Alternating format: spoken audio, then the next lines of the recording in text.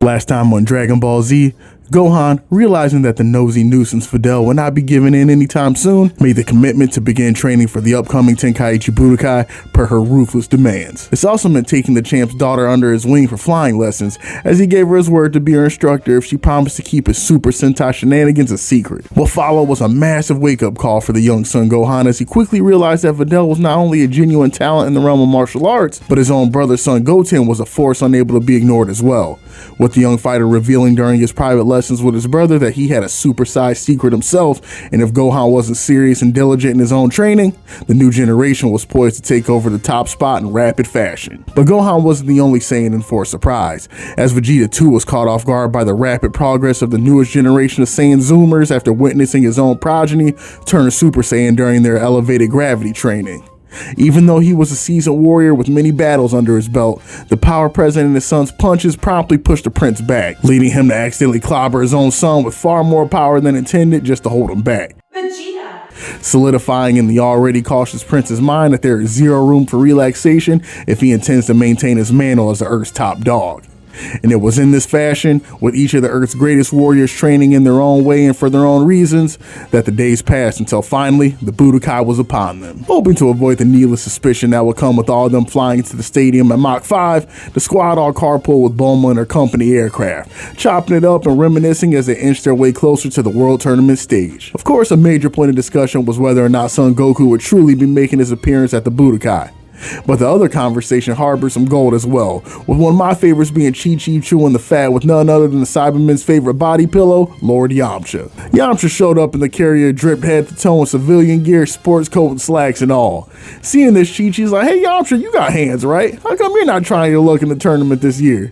I know it took Vegeta every ounce of discipline in his body to not turn around from the cockpit with Bulma and be like, "Yeah, Earthman, why aren't you gonna jump into the tournament with the rest of us?" I gotta respect Yamcha for his honesty though.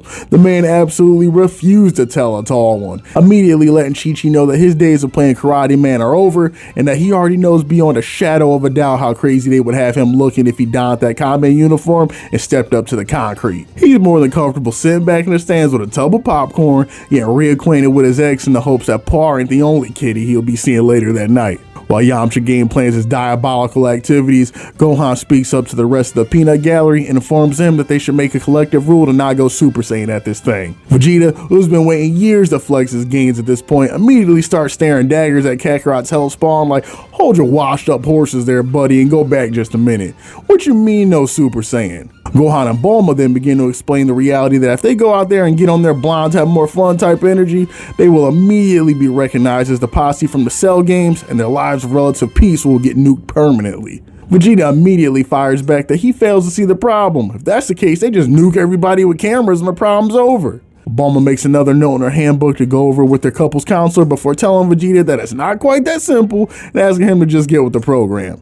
Vegeta ultimately agrees, bolstered by the fact that he is more than confident he can scrape the whole roster in base form at this point, and he's just hopeful that some folks with actual hands show up at this thing besides the clown. After a few more rants, the squad road trip finally comes to an end and they arrive at the Tenkaichi Budokai. The first thing the fighters notice is how packed the damn place is, and as they all scan the crowd rapidly smashing their Goku buttons, a huge horde of onlookers can be seen stampeding for a purpose that will soon become clear. That's right y'all, the tall, strong, black-haired and charming champion of the people have finally arrived to the scene after his long-awaited hiatus. That's right, y'all. None other than Mr. Satan have finally touched down on the Tenkaichi Budokai, blessing the ring with his presence and feeding on the praise of the general public as they all feverishly acknowledge that the people's champ had finally arrived. And amidst all of the craze, hype, and panic, while the public clamored for the boisterous bravado of their perceived champion, another dark-haired warrior also present at the Cell Games made his debut to considerably less fanfare. Armed simply with high spirits and an infectious smile, Son Goku made good on his promise and stood in front of his friends and loved ones, ready to greet them for a single day after his long bid in the afterlife. There's so much to love about this moment, man, but I think the one thing that sticks out the most to me about this small section of the story is the amazing character and social commentary Toriyama was able to pack in such a small interaction.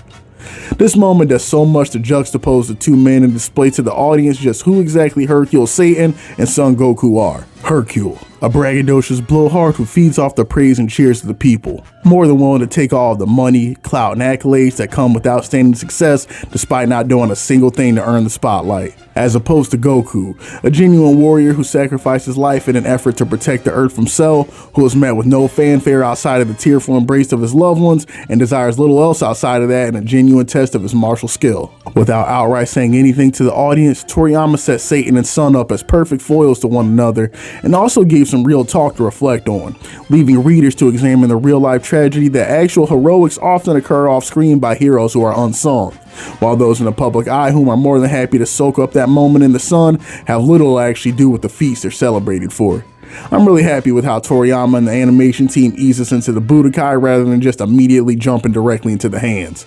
Allowing time for the setup gave us some character interaction moments that were pure gold and also did a lot to create some real tension about what's coming next in the fights that approach. Seeing Goku's OG homies like Big Krill, Bulma, and Yamcha tear up at the big homie's arrival, and even Big Green chilling back in the cut cheesing is enough to make your own eyes start watering. It's enough to make a grown man cry. What was even funnier though was peeping Trunks, Vegeta, and 18 just staring at Kakarot's arrival like, wow, the glazing for this fella is kinda crazy right now, I'm not gonna hold you. Y'all better be careful and throw some pillows on the floor so you don't hurt yourself from when you fall doing all them tricks on it. Goku getting introduced to Goten is also mad funny as well. As he's sizing up Chi-Chi thinking about how he's gonna have her pretzeled up in the locker room here in a few minutes, he notices little dude standing next door and can't help but comment on how much little buddy looks like him and just blurts out, damn, is he mine? In the manga, Goten just kind of runs behind his mom, then gets ready to get on some hood rat antics with Trunks, and that's kind of the end of the interaction. But in the anime, they let Goku flex his paternal instincts a little bit, recognizing Goten's fear and trying his best to put little homie at ease. Goten warms up to his doppelganger extra quick, and the two share a big old hug and a nice father-son piggyback ride that just warms the heart, man. Following Goku beating the bad dad accusations, Goten and Trunks are informed that laws surrounding child abuse have changed since little Goku was on the come up, so now minors are relegated to their own division, and those two will have to go scrap in the kiddie pool with the other tykes. This damn near ruins Trunks' whole day because he came to the ring fully expecting to clap some adults, so being forced to box at Weenie Hut Jr.'s has killed the vibe immensely. Y'all already know that Big Krill was hiding in the back absolutely ecstatic though, but he's been preying on their downfall from moment one because he already knew Roshi will be in his ear for the rest of eternity if he gets footage of Krill getting slept by two tadpoles in front of his wife and daughter. And speaking of the homie Krill, y'all already know son Goku was pressing him on multiple levels. The first thing he needed the math done on was a full head of hair, because he was sure that Krillin got visited by the Norwood Reaper at like the age of 6 and his hair follicle game was mad weak. Second, he finally peeped that they were being followed by one of the androids, and after registering that she wasn't trying to zero him out, had to defer to the homie Krillin for answers. And this is the moment Krill been waiting for his whole life, immediately clearing his throat and telling his day one homie that he secured the Android 18 bag, but not only that, mans went crazy doing it dirty dance style with no latex, and they got a whole daughter named after another baddie he smashed a couple arcs back. At this point, Goku's whole mental is cooked and he's truly stuck, trying to calculate how Krill shot up the club in a robot and came back with a whole ass organic child. And as Krillin works on explaining the finer details of how he got his firmware compatible with 18 software, the ever vigilant Big Green has been on his A game. He's been bag tracing and nuking every camera in a 50-foot radius to ensure the Z homie's anonymity remains intact, because he already 100% knows the type of time they were about to be on, and if the footage got out, consequences would never be the same. I'm gonna tell you right now, this is from her father. You bunch of lying, no good punks. And I know who it's coming from because I back traced it. And I know who's emailing and who's doing it. And you've been reported to the cyber police and the state police. Sir, is there anything we can do for you? You're looking a tad green. Go away! I always look like this. Wow, look at all the piccolos. Continuing their journey to registration, the squad comes into contact with none other than Announcer Sama, the big homie who's been announcing for the Tenkaichi Budokai since Goku was inch high to Roshi's cane. Let's just give a moment of silence to a card-carrying certified OG right here. This man has been on the grind longer than most of y'all been born, and has watched that little ragamuffin son Goku literally grow from a boy who didn't even know how female anatomy works to a full-grown man with 2 kids blowing his wife's back out on the regular. Salute to Mr. Announcer for being the daddy that stepped up. We could all use a positive male role model like him in our lives. Announcer Kun straight starstruck seeing Goku and the Z Crew again, reminisces with the homie Goku on the good times back in the day, and how to be frank, the Budokai's been suffering from a severe drought of hype for some years now due to the lack of hands in the current competition. The announcer also lets Goku know that he's more than a little suspicious about Hercule being the one to little body sell, and is pretty sure another dark-haired menace is the actual GOAT, but he'll let that go for now. The announcer asks Goku what's the deal with the strange headgear he's rocking, and that's when Goku lets the man know that he's on leave from being dead with permission to go box some humans on Earth for 24 hours. But he stares at Goku for a minute and he fixes his face and tells him like, you know what, big dog, you got it. If there's one thing I learned over the years, it's the fact that nothing you say or do can surprise me anymore, bro. Announcer homie then shoots a quick glance over to Green and politely asks him to refrain from smoking the ring this time before skedaddling and making preparations for the show to get underway. Going along with the theme of solid gold character interactions, next up is the qualifiers to see who has enough horsepower to get busy in the Budokai, where participants are required to try their luck at the punching machine in order to solidify their place. And of course, who else should go first but the Budokai's reigning champ, the invincible Dwayne the Saint Johnson. Hercule enters the ring and demands silence. Slowly the people savior gathers his energy, aligning his chakras and setting his focus on the target in the manner only a veteran warrior of the highest caliber could. Then, like a flash of lightning, with the power of a full stick of dynamite, Satan unleashes the wrath of the one secret art that he used to finish off the monster's cell, unloading a raw megaton punch onto the machine and leaving the crowd in awe. After a moment passes, the device reaches a stunning 137. As should have been expected of the champ's natural talent, Satan set a new record on the punching device, leaving the rest of the competition with some massive shoes to fill if they dared hope to take on the world's best. Well, this was the mindset of anyone there that wasn't part of the Z Crew, because the only thing they had on their mind was how they avoid breaking the thing when they let loose on it and wearing Yama's blue Hell 10 Shinhan win. Krill let Goku know that Tien said he won't be seeing their shiny bald asses ever again following the Cell games.